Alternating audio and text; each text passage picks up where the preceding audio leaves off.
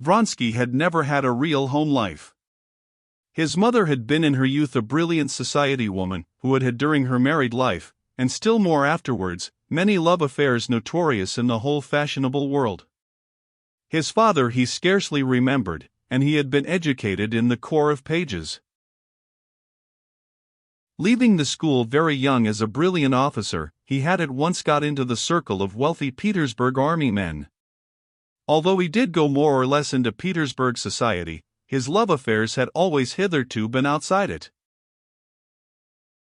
In Moscow he had for the first time felt, after his luxurious and coarse life at Petersburg, all the charm of intimacy with a sweet and innocent girl of his own rank, who cared for him. It never even entered his head that there could be any harm in his relations with Kitty.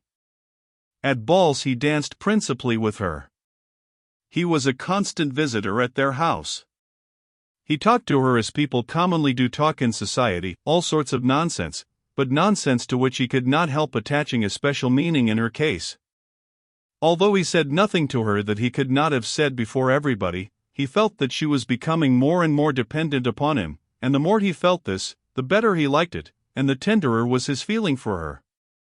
He did not know that his mode of behavior in relation to Kitty had a definite character, that it is courting young girls with no intention of marriage, and that such courting is one of the evil actions common among brilliant young men such as he was.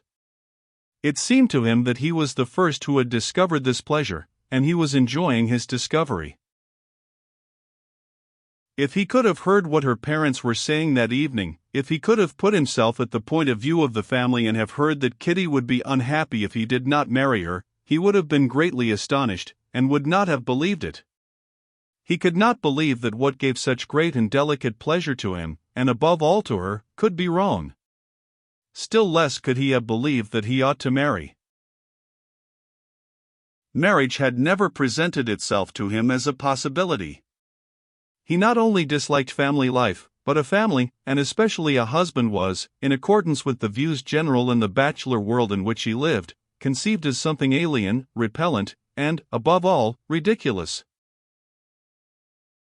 But though Vronsky had not the least suspicion what the parents were saying, he felt on coming away from the Shcherbatskys that the secret spiritual bond which existed between him and Kitty had grown so much stronger that evening that some step must be taken.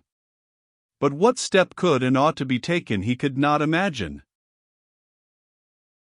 What is so exquisite, he thought, as he returned from the Shcherbatskys, carrying away with him, as he always did, a delicious feeling of purity and freshness, arising partly from the fact that he had not been smoking for a whole evening, and with it a new feeling of tenderness at her love for him. What is so exquisite is that not a word has been said by me or by her, but we understand each other so well in this unseen language of looks and tones, that this evening more clearly than ever.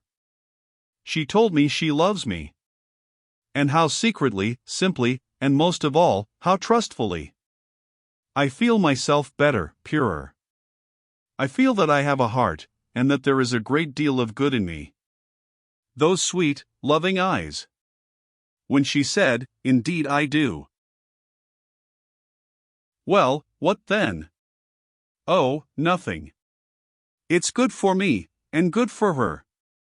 And he began wondering where to finish the evening. He passed in review of the places he might go to. Club? A game of bezique, champagne with Ignatov? No, I'm not going. Chateau de Fleurs, there I shall find Oblonsky, songs, the can-can. No, I'm sick of it. That's why I like the Shcherbatskys, that I'm growing better. I'll go home. He went straight to his room at Dussett's Hotel, ordered supper, and then undressed, and as soon as his head touched the pillow, fell into a sound sleep.